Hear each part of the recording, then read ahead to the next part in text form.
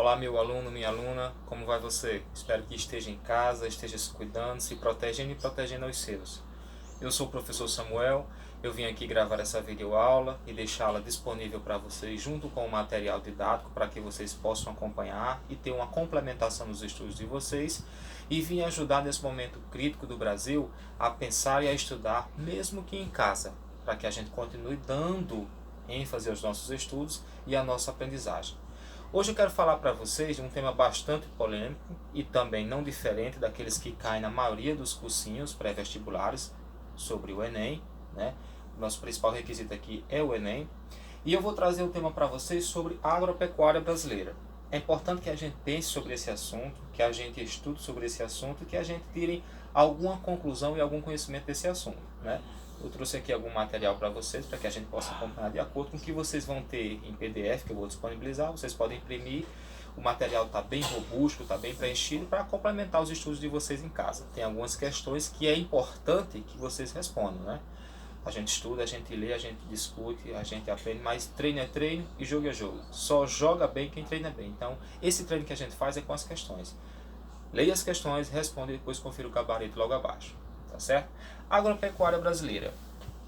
É importante que a gente saiba que a agropecuária tem um dos papéis mais importantes dentro da economia rural brasileira, né? Quando eu falo agropecuária, eu falo a mistura desses dois ciclos econômicos, a agricultura e a pecuária, tá certo?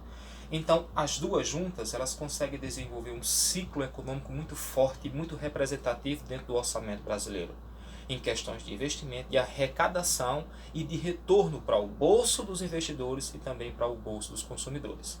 O Brasil tem se destacado nos últimos anos como um importante país ascendente nessas questões econômicas, e boa parte do orçamento brasileiro é sustentado pela economia que vem da agropecuária. E o que é que torna o Brasil um país tão importante nesse sentido? É justamente o seu espaço, o seu território nacional brasileiro, que é extenso tanto em sentidos horizontais como em sentidos verticais, e também, é claro, o seu clima tropical. O Brasil está abaixo da linha do Equador, entre os trópicos de Câncer e de Capricórnio, e dentro dessa zona intertropical, o Brasil desenvolve e é favorecido por isso um clima bastante propício ao desenvolvimento de monoculturas e de policulturas. É um dos poucos países do mundo onde para o norte você colhe um tipo de produto e lá para o sul você colhe outro tipo de produto. Podemos dar o exemplo disso, da cana-de-açúcar aqui para o norte, no nordeste, no nosso caso, e para o sul, no caso do sudeste, o café, dentro de um único país, dentro de um único território. Então, seu clima e seu território são bastante favoráveis. E em questão de territórios, a sua extensão, além do mais, a sua fertilidade, que mistura um pouco dessa extensão que é detentora do Brasil, e também o seu clima, que é benéfico a esse tipo de desenvolvimento, né? Então, foi o nosso primeiro ponto. Acompanhe junto com o material abaixo.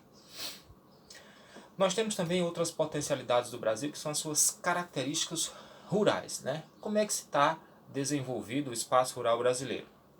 É importante que a gente saiba e salientar isso, que a estrutura fundiária do Brasil, desde o seu período colonial, desde o seu período, no seu passado histórico, historiográfico, o Brasil não conseguiu resolver a divisão igualitária de terras, né? É muita terra na mão de poucas pessoas e poucas pessoas têm grandes quantidades de terra. Em contraposição, são milhares de pessoas que têm pouca terra.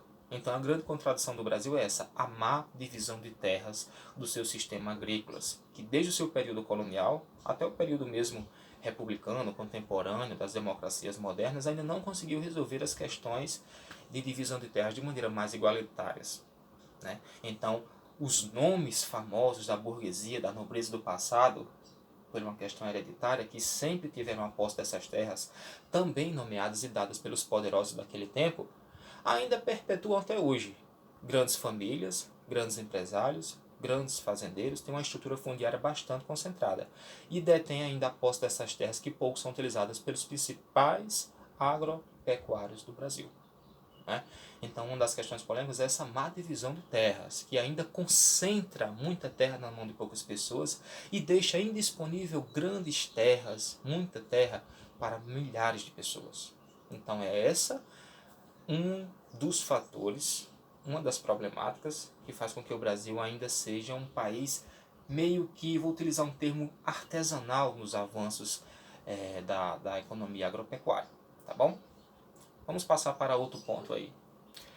Nós sempre tivemos um papel muito importante no cenário internacional da economia em fornecer produtos para além do nosso sustento, para além do nosso consumo interno, o consumo externo, o consumo de exportações para outros países. Podemos dar o exemplo aqui do café, né, na região sudeste, São Paulo, por exemplo, o estado de São Paulo sempre foi um grande destaque na produção de café. Além de produzir para a sua autossuficiência dentro do seu estado, para a autossuficiência dentro do território nacional brasileiro, começou a exportar em grandes quantidades. E boa parte do faturamento da economia brasileira veio disso, das demandas do café, da riqueza produzida pelo café, do capital acumulado pelo café. Então nós tivemos uma grande proliferação da economia cafeicultora, da economia cafeeira, dentro do território nacional, com destaque para o cenário internacional. Tudo bem? É importante que você se lembre disso, das principais economias que o Brasil desenvolveu para que ele ganhasse esse status quo, né? Esse status de reconhecimento do cenário internacional de país com grande pujança da economia agropecuária.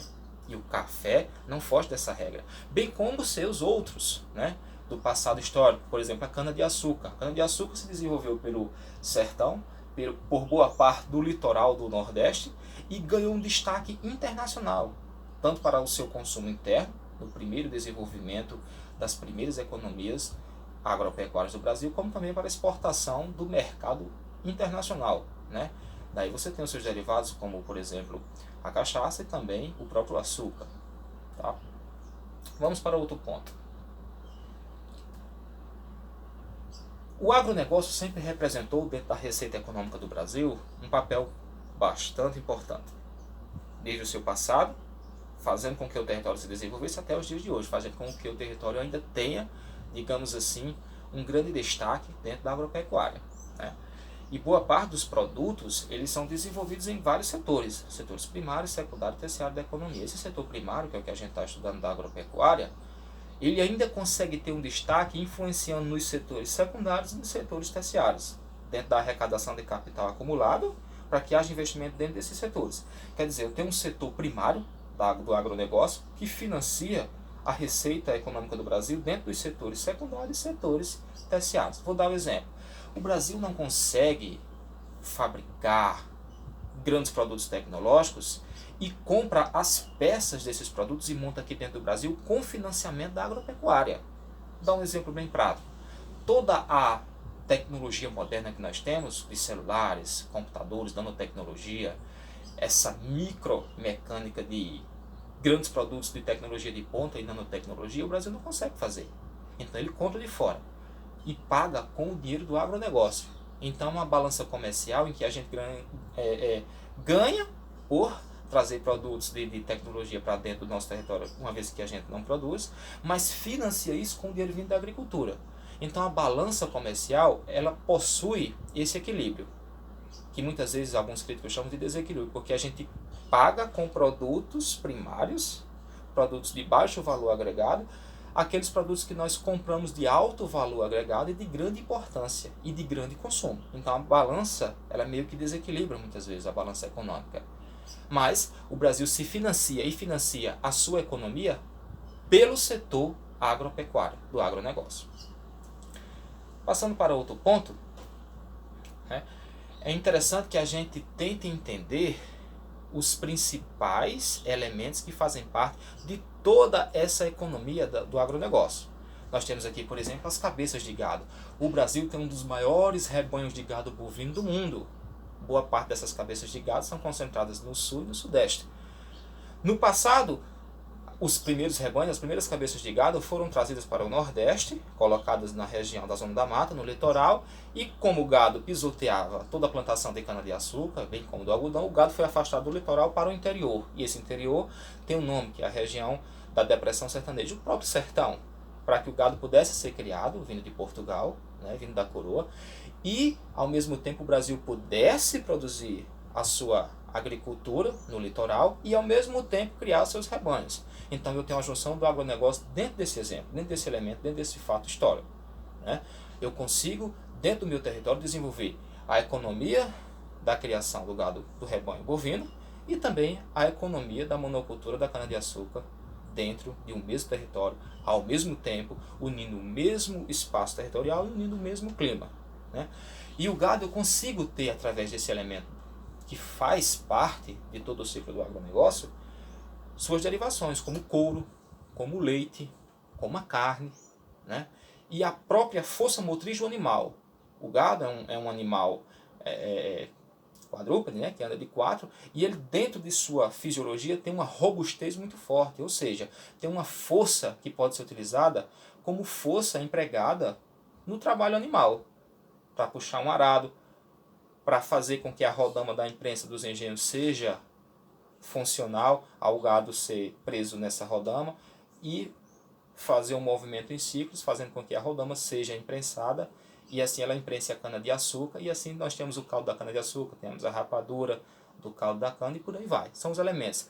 Tanto o gado pode ser usado como força motriz no passado colonial, como seus derivados agora no momento contemporâneo. Então esse é um dos elementos importantes do agronegócio brasileiro. Os rebanhos. E o Brasil se destaca em vários outros rebanhos, como o rebanho suíno, o rebanho caprino, o rebanho bovino, que a gente falou aqui agora, o rebanho equino, vários outros tipos de animais que sempre tiveram um papel importante dentro da economia brasileira. Esse é um ponto interessante que você não pode deixar de ver. Com isso, a gente encerra a nossa primeira etapa da nossa aula, passando para uma etapa que vai ser a sucessão do assunto dentro desse mesmo conteúdo. Agradeço a você, agradeço a sua participação e tenha bons estudos.